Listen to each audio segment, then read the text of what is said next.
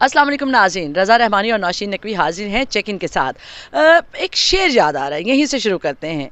अपने अपने बेवफाओं ने, नहीं पता नहीं कौन सा, ऐसे ही कुछ, अपने अपने बेवफाओं ने यकजा कर दिया वरना तू मेरा ना था और मैं तेरा ना था।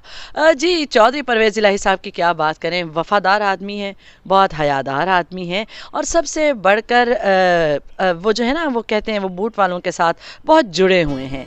कल ही उन्होंने बहुत ज़्यादा मोहब्बत के साथ अपनी वफ़ा के वादे, अपनी वफ़ा का यकीन दिलाया। वही परवेज़ इलाही साहब जो कहते थे कि सदर परवेज़ मुशर्रफ को ताहयात सदर होना चाहिए, जमहूरियत की बका इसी में है कि आमरीत कायम दायम रहे। वही इमरान खान के साथ लग गए। इमरान खान साहब कहते हैं कि परवेज़ इलाही साहब पंजाब के सबसे बड़े डाकू हैं और पंजाब को लूटने वालों में परवेज़ इलाही साहब का कोई मुकाबिल है ही नहीं। वो परवेज़ इलाही साहब के साथ लग गए। हमने देखा दोनों एक दूसरे के साथ लग गए। हाल ही में मोनिस इलाही ने हमें बताया कि हमें जनरल कमर जावेद बाजवा साहब ने कहा था कि इमरान खान के साथ लग जाओ, इमरान खान का साथ दो, अपने बंदे लेके इमरान खान साहब को वज़ीर आज़म बनाओ, उनको मजबूत करो।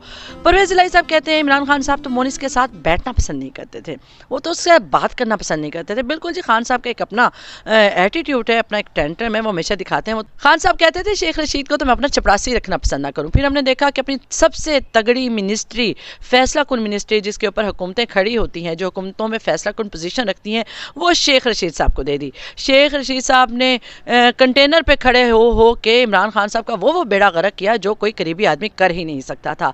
ऐसे ऐसे उनको चढ़ाया और आसमान की बुलंदी पर पहुंचाया, उनसे ऐसे ऐसे फैसले करवाए कि खुद इमरान खान साहब कभी बुढ़ापे की सीढ़ी पर, वैसे तो दहलीज पर भी कहे हम कदम रख चुके हैं, बैठेंगे, फ्री होंगे, रिटायरमेंट की लाइफ गुजारेंगे और अपनी वो ऑडियोज़, वो बयानात सुनेंगे तो यकीनी तौर पर एहसास से गैर जिम्मेदारी के बार तले दब के रह जाएंगे, अगर उनमें कोई एहसास जिंदा हुआ तो।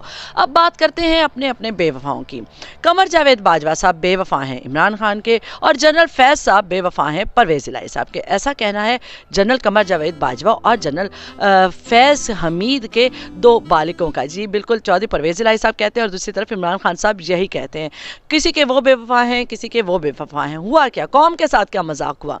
कौम समझती रही इमरान खान साहब वही वो जो रियासत मदीना के दावेदार थे, रियासत मदीना बनाने के दावेदार थे इमरान खान साहब, वो कौम के साथ बड़े मुखलिस हैं। नौजवानों की कैसी लाइन दे रहे हैं जिससे पाकिस्तान का मुस्तकबिल महफूज हाथों में चला जाएगा। माजी में सियासतदानों के चुनाव में अगर हमसे कुछ गलतियां हुई भी तो यकीनी तौर पर हमारी आइंदा नस्लें ऐसी तरबियत याफ्ता होंगी कि पाकिस्तान को तरक्की करने से, खुशहाली की तरफ जाने से कोई रोक नहीं सकेगा।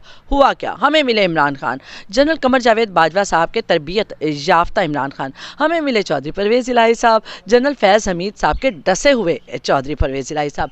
दोनों ने मिलजुल के माशाल्लाह से एक हुकूमत चलाई, बनाई और दिखाई हमें कि कैसे हुकूमतें चलाई जाती हैं।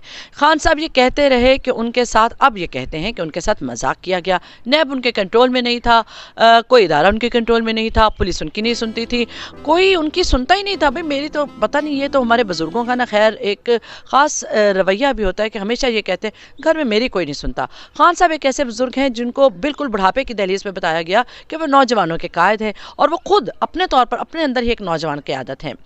खान साहब ने भी जनरल कमर जावेद बाजवा साहब की दूसरी तमाम बातों की तरह इस सुनी सुनाई बात पर यकीन कर लिया और अपने बुढ़ापे को भूल बैठे। यही भूल बैठे कि अब उन्हें एक संजीदा और एक बुजुर्ग आदमी के तौर पर संजीदा और बुजुर्गाना फैसले करने चाहिए। कौम के नौजवानों को जोड़ के रखने की बात करनी चाहिए।